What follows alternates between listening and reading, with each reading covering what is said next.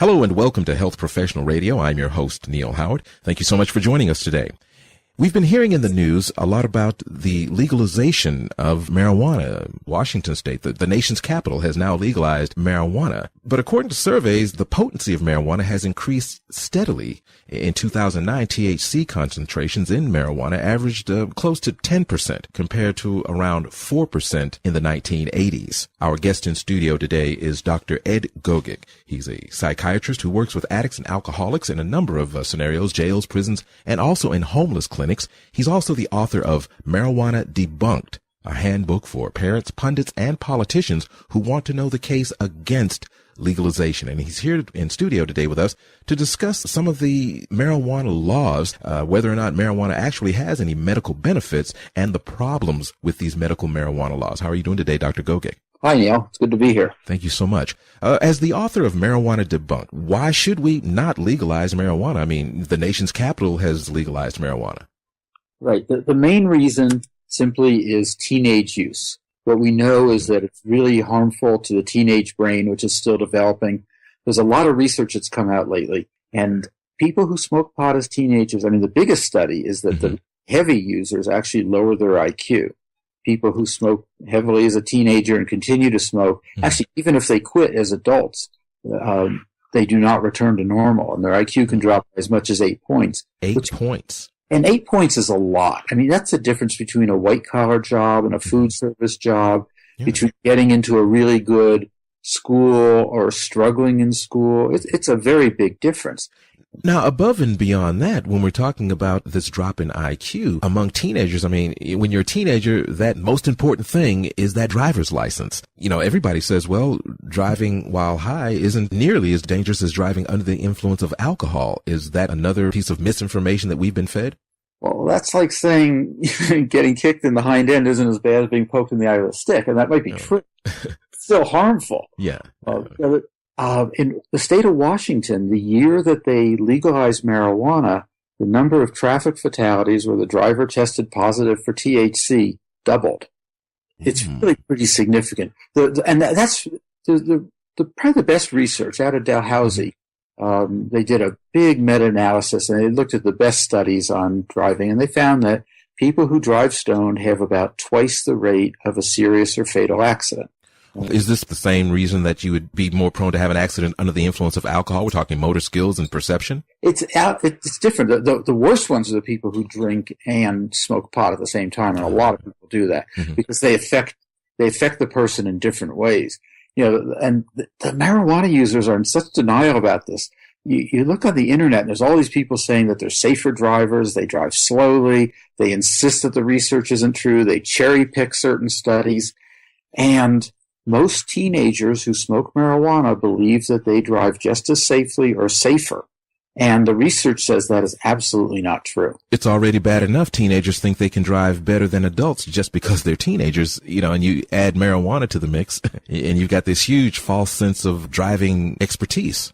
It's definitely harmful driving. It's about the equivalent of being moderately drunk as far as, and the thing is, what it does, you know, they insist that they drive safer, but what it does is it decreases their ability to respond to sudden changes. And that's where a lot of accidents occur. Okay. So once again, it's the motor skills and the reaction time. Right. If these studies are available to the pro-marijuana camp, aren't they also available to the con marijuana camp? And if so, why do we keep seeing states legalizing and talking about first this medical marijuana? Well, the reason is, you know, basically this is a money thing. There's probably no better example of the malevolent influence of money in politics than what's going on with marijuana. And I like to tell that to my right-wing friends who think that this is just a left-wing issue. The whole money in politics. I go, no, it's not. That's where this is coming from. There's basically been just a handful of billionaires who originally funded this. Now it's being funded. There's a marijuana industry from all these local marijuana dispensaries and growers. But originally it just started with George Soros, Peter Lewis, John Sperling, basically three billionaires who funded most of the original initiatives, and they just way outspent the other side. Are we finding out that they were interested in starting farms or cultivation facilities? Is that what was going on? Or he just simply saw it as a way of changing the laws? I mean, why, if it's so harmful, just because you're a billionaire, why legalize it? They're marijuana users. Ah, okay. That's the deal. Here's the thing. Now, George Soros will not say how recently he used marijuana or how often. Peter Lewis and John Sperling were regular marijuana users up to the end of their lives, so we know that. Okay. But I know this. I was a heavy pot smoker in my late teen years. And there's this line from the book, The Child's Garden of Grass, and it said, grass smokers are the world's greatest proselytizers. And we really are. When I smoked pot, I was in a debating class. All I wanted to debate was the legalization of marijuana. What I wanted to talk about. And pot smokers they're kind of rabid about this. They're just relentless on it. They're absolutely certain it should be legal. They will argue it no matter what. You tell them, you show them where their argument is wrong, and they just drop that and pick up another argument and run with it. And that's so we're up against that sort of attitude from a lot of pot smokers in this country. And now there's an industry that wants to make money, and industries that want to make money are not the most reliable folks around to get your information from. Is all of the support for legalization coming from actual pot smokers, or, as you say, is there, the money involved? It's coming from a couple of things. Okay. A lot of it comes from marijuana users. Now it's coming from people who want to make money.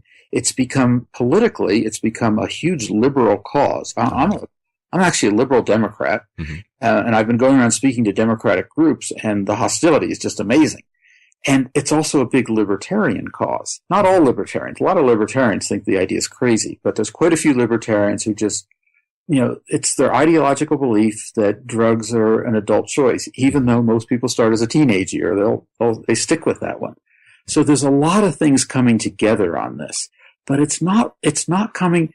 The general population is uneasy about it. When they do these surveys, they like to say, most people are in favor of it. But when they ask more specifically, most people are saying, well, we think it's going to happen, but we're uncomfortable with it.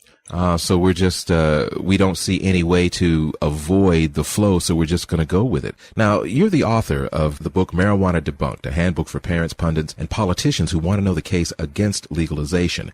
Just how much benefit does your book talk about marijuana having? Is there any benefit at all? Because from what I'm hearing, it sounds like there's no benefit and it's just a smokescreen. It's pretty much way, way, way oversold. It should not be approved. The reason for approving a drug is it has a benefit, it has very little side effects, or if it does have side effects, the benefit way outweighs the side effects. Well, marijuana doesn't pass that test.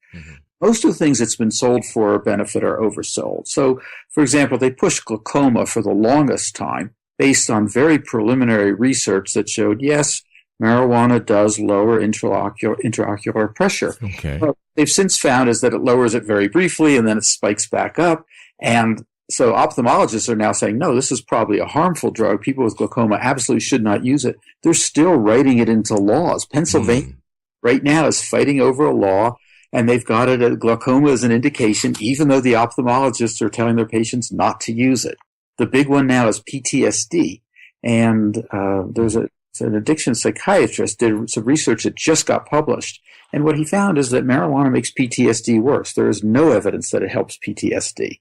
What's going on is PTSD is a disorder where a huge percent of the people have substance abuse problems. Substance abusers always think an addictive drug helps them. I mean, I see people who think, alcohol is the one thing that calms me down. Or, and I've heard this I've seen a lot of patients who tell me marijuana is the only thing that helped them. But when they quit smoking marijuana, the problem that they thought they were using pot for went away. So you're giving an addictive drug to somebody with a substance abuse problem, they will very often tell you it's helpful.